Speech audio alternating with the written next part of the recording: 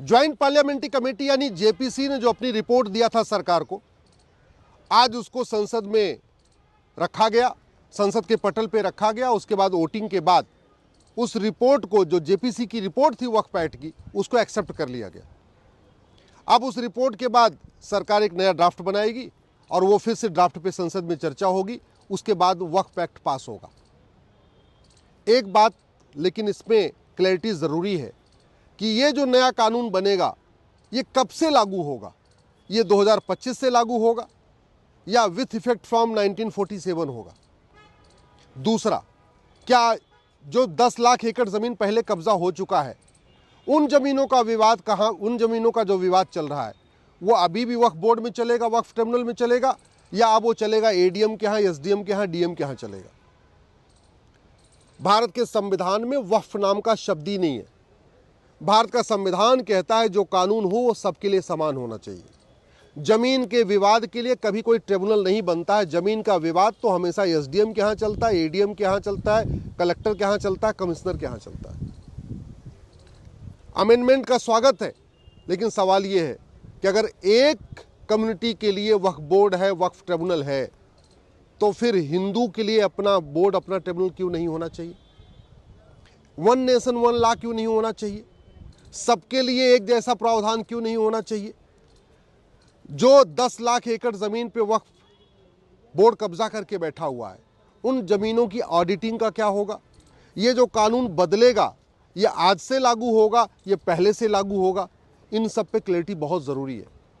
मैं पहले भी कई बार कह चुका हूँ, अगर ये वक्फ एक्ट रहेगा, आज सरकार इसको बदल के इसमें कुछ संशोधन करेगी, कल को कोई और सरकार आएगी, वो दोबारा फिर से पुराने वाले को बहाल कर देगी। इसलिए कहते हैं ना, न रहेगा बांस न बजेगी बांसुरी। इसको जड़ से ख़त्म करना चाहिए। और जो संविधान के शेड्यूल 3 में जो व्यवस्था दी है, uniform charity code, uniform endowment code, uniform property code, वो लागू करना चाहिए। बड़ी सीधी सी बात है, अगर वो वक्फ बोर्ड चलेगा, वक्फ ट्रिब्यूनल चलेगा, तो जहाँ विवाद होगा वो अभी भी जाएगा, वक्फ बोर्ड में जाएगा, वक्फ ट्रिब्यूनल में जाएगा। केवल इतना थोड़ा सा अच्छा हुआ कि ठीक है, आपको कागज़ दिखाना पड़ेगा, लेकिन कागज़ आज से दिखाना पड़ेगा, आज के आगे दिखाना पड़ेगा। जो पहले ज़मीनों पे कब्जा हो रखा है उसका क्या होगा? वहाँ तो वो पुराना वाला कानून अगर लागू रहेगा, फिर तो पुराने कानून से कोई राहत मिलने वाली नहीं है। जो नदियों की ज़मीन, खेल के मैदान, ऊसर ज़मीन, बंजर ज़मीन, रेलवे की ज़मीन, डिफेंस की ज़मीन, हाईवे के किनारे की ज़मीन, एक्सप्रेसवे के किनारे की ज़मीन, जो कब्जा कर लिया गया है, उस पर अगर ये लागू नहीं हुआ नया वाला प्रावधान, तो उन ज़मीनों को वापस ले पाना बड़ा मुश्किल, मतलब कठिन है, हो ही नहीं सकता। और दूसरा, एक जो बड़ा खतरा ये बना हुआ है कि अगर ये कानून रहेगा, तो अगर वर्तमान सरकार इसमें संशोधन करके कुछ कर सकती है, तो कल को, परसों को कोई और सरकार आ गई तो वो फिर से पुराने वाले कानून को बहाल कर देगी और भारत में फिर लैंड जिहाद फिर शुरू हो जाएगा। इस कानून को बनाया गया था केवल और केवल भारत की ज़मीनों पे कब्जा करने के लिए, ज़मीनों पे कब्जा करने के लिए बनाया गया। इसीलिए नतीजा ये हुआ कि 10 लाख एकड़ ज़मीन पे कब्जा हो गया, और कब्जा ऐसा हुआ है कि उसको छुड़ा पाना नामुमकिन हो चुका है। न रेलवे अपनी ज़मीन छुड़ा पा रही है वक्फ बोर्ड से, न डिफेंस जो सेना है अपनी ज़मीन छुड़ा पा रही है, न बाकी नगर निगम अपनी ज़मीन छुड़ा पा रही है, न आम आदमी की ज़मीन जो चली जा रही है उस पर वो ज़मीन छुड़ा पा रही है। तो समाधान ये है कि सबका मुकदमा कोर्ट में चले, वन नेशन वन इंडाउमेंट हो, कहते हैं समान धर्मस्थल संहिता हो, एक समान दान संहिता हो, समान संपत्ति संहिता हो, और ज़मीन का विवाद अलग से बोर्ड और अलग से ट्रिब्यूनल में न चले। आज मान लीजिए, आज से अगर ये लागू हो गया तो भी जो पुरानी ज़मीन है उसको छुड़ा पाना नामुमकिन है। इसलिए मैं सरकार से निवेदन करता हूँ, संविधान के शेड्यूल 7 के अनुसार इस वक्फ एक्ट को ख़त्म करें, वक्फ बोर्ड को ख़त्म करें, वक्फ ट्रिब्यूनल को ख़त्म करें, और ख़त्म करके एक यूनिफॉर्म चैरिटी कोड बनाए, यूनिफॉर्म इंडाउमेंट कोड बनाए, यूनिफॉर्म प्रॉपर्टी कोड बनाए। ज़मीन अपनी दान की जाती है, दूसरों की नहीं। इसका मतलब ये हुआ कि जो यहाँ पे विदेशी आक्रांता आए थे उनको वक्फ का कोई अधिकार नहीं था, चाहे वो बाबर हो, चाहे हुमायूं हो, चाहे गजनी हो, लोदी हो, खिलजी हो, औरंगज़ेब हो, किसी को वक्फ का अधिकार नहीं था। किसी अकबर हो, शाहजहाँ हो, किसी को वक्फ का अधिकार नहीं था, क्योंकि यहाँ पे उनकी कोई पुश्तैनी ज़मीन नहीं थी। ज़मीन वो दान की जाती है जो मेहनत से कमाई गई हो, या पुश्तैनी ज़मीन हो, या किसी ने वास्तव में खुद अपनी इच्छा से दान किया हो। जो यहाँ पे आए थे आक्रांता, और ना उनको किसी ने दान किया, ना आक्रांताओं ने कोई ज़मीन खरीदी, तो स्वाभाविक सी बात है उनको वक्फ का अधिकार ही नहीं। और उनके जाने के बाद जो 50,000 एकड़ ज़मीन थी उनके जाते समय, और बाद में अब 10 लाख एकड़ हो गई। तो पिछले 75 वर्षों में जो लोग सक्षम हैं, जो ज़मीन दान कर सकते हैं, वो बता नहीं रहे कि हमने दान किया हुआ है। जो गरीब हैं वो दान कर नहीं सकते, उनके पास ज़मीन नहीं है, और जो अमीर हैं, जो सक्षम है, वो बता नहीं रहे हमने दान कर दिया। तो फिर ये 50,000 एकड़ ज़मीन जो 1950 में थी, ये 10 लाख एकड़ ज़मीन हुई कैसे? ये दूसरों की ज़मीन है, ये सरकारी ज़मीन है, ये पब्लिक ज़मीन है, ये पार्कों की ज़मीन है, खेल का मैदान की ज़मीन है, ये नदियों के किनारे कब्जा किया गया है, ये पहाड़ियों के किनारे कब्जा किया है, रेलवे की ज़मीन पे कब्जा किया है, डिफेंस की ज़मीन पे कब्जा किया है, और भी जो ग्राम सभा की ज़मीन उन पे कब्जा किया हुआ है। तो इसको छुड़ाने के लिए ज़रूरी है वक्फ बोर्ड ख़त्म हो, वक्फ ट्रिब्यूनल ख़त्म हो, और एक देश एक कानून लागू हो। संपत्ति का विवाद कभी बोर्ड और ट्रिब्यूनल में नहीं चलता। भारत में बहुत सारे बोर्ड हैं, बहुत सारे ट्रिब्यूनल हैं, लेकिन जो ट्रिब्यूनल हैं वो रिलीजन न्यूट्रल है। ये किसी कम्युनिटी के लिए कोई ट्रिब्यूनल बना ही नहीं है।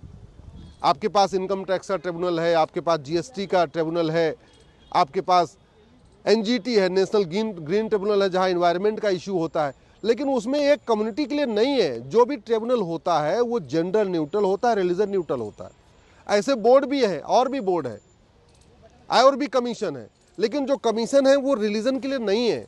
जो महिला आयोग है वो देश की सभी महिलाओं के लिए, जो आपका SC ST है वो देश के सभी SC ST के लिए, एक रिलीजन के बेस पर नहीं है। जब भारत का विभाजन मजहब के आधार पे हो चुका था, इसीलिए संविधान निर्माताओं ने आर्टिकल 13 में कहा कि अब मजहब के आधार पे कुछ भी नहीं चलेगा, अब मजहब के आधार पे बोर्ड नहीं होगा, मजहब के आधार पे ट्रिब्यूनल नहीं होगा, मजहब के आधार पे कोई योजना नहीं होगी, मजहब के आधार पे कोई वजीफा नहीं होगा, मजहब के आधार पे कोई आयोग नहीं होगा, मजहब के आधार पे कोई मंत्रालय नहीं होगा। इसलिए मैं सरकार से निवेदन करता हूं और आप लोगों से निवेदन करता हूं, अपने अपने सांसद और विधायक से मिलिए, अपने खास तौर पे सांसद से मिलिए, चूंकि वक्फ एक्ट सेंट्रल का कानून है, इसमें विधायक कुछ कर नहीं सकते। तो अपने अपने जिनको भी आप लोकसभा के सांसद को जानते हैं, राज्यसभा के सांसद को जानते हैं, उनसे जाके मिल के ये पूछिए कि भारत के संविधान में वक्फ शब्द तो है ही नहीं है। जब वक्फ शब्द नहीं है तो फिर वक्फ बोर्ड क्यों, वक्फ एक्ट क्यों, वक्फ ट्रिब्यूनल क्यों? भारत का संविधान तो कहता है जो कानून बना वो सबके लिए होना चाहिए। तो इसका मतलब यूनिफॉर्म चैरिटी कोड होना चाहिए, यूनिफॉर्म एंडाउमेंट कोड होना चाहिए, यूनिफॉर्म प्रॉपर्टी कोड होना चाहिए। हिंदी में कहेंगे समान दान संहिता, समान धर्मस्थल संहिता, समान संपत्ति संहिता। और जमीन का विवाद तो कभी ट्रिब्यूनल में चलता ही नहीं है। कोई भी जमीन का विवाद ट्रिब्यूनल में नहीं चलता।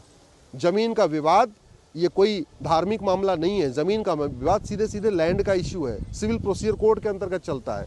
और जो जमीन का मुकदमा है वो तहसीलदार के यहाँ चलता है, SDM के यहाँ चलता है, ADM के यहाँ चलता है, कलेक्टर के यहाँ चलता है, कमिश्नर के यहाँ चलता है। जो जमीन का विवाद है वो चकबंदी अधिकारी के यहाँ चलेगा, SOC के यहाँ चलेगा, DDC के यहाँ चलेगा। तो फिर एक कम्युनिटी के लिए अलग से वक्फ ट्रिब्यूनल क्यों? फिर तो सबके जमीन का विवाद, चाहे वो हिंदू का हो, हिंदू जैन का हो, हिंदू पारसी का हो, या हिंदू मुस्लिम का हो, चाहे वो मंदिर का विवाद हो, चाहे वो गुरुद्वारे का विवाद हो, चाहे वो बौद्ध स्तूप का विवाद हो, चाहे वो चर्च का विवाद हो, चाहे वो मस्जिद का विवाद हो, मुकदमा तो सीधे सीधे जहां सबका चलता वहीं चलना चाहिए। एक कम्युनिटी के लिए अलग से बोर्ड बनाना, अलग से ट्रिब्यूनल बनाना, ये लॉन्ग टर्म में 20-25 साल के बाद बहुत दुखदाई होगा। अगर आप सोच रहे हैं कि आज का जो आज संशोधन हो रहा है वो पर्याप्त है, तो मैं उस संशोधन का स्वागत करता हूं।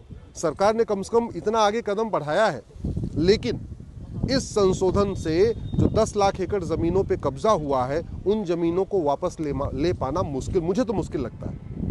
अगर या तो इस कानून को जो संशोधन किया जा रहा है, इसको विथ इफेक्ट फ्रॉम 15 अगस्त 1947 कर दिया जाए। एक ही तरीका है, जिस दिन भारत स्वतंत्र हुआ इस कानून को 15 अगस्त 1947 से लागू किया जाए, या इस कानून को 26 जनवरी 1950 से लागू किया जाए, तब तो इस कानून का फ़ायदा है। अदरवाइज अगर हम इसको रेट्रोस्पेक्टिव नहीं कर रहे, हम इसको आज से लागू कर रहे, फिर इस कानून का ज़्यादा फायदा नहीं होगा। इसलिए मैं आप लोगों से निवेदन कर रहा हूं, अपने अपने सांसद से मिलकर उनको बताइए और उनसे आग्रह करिए कि इस चीज़ को संसद में उठाएं।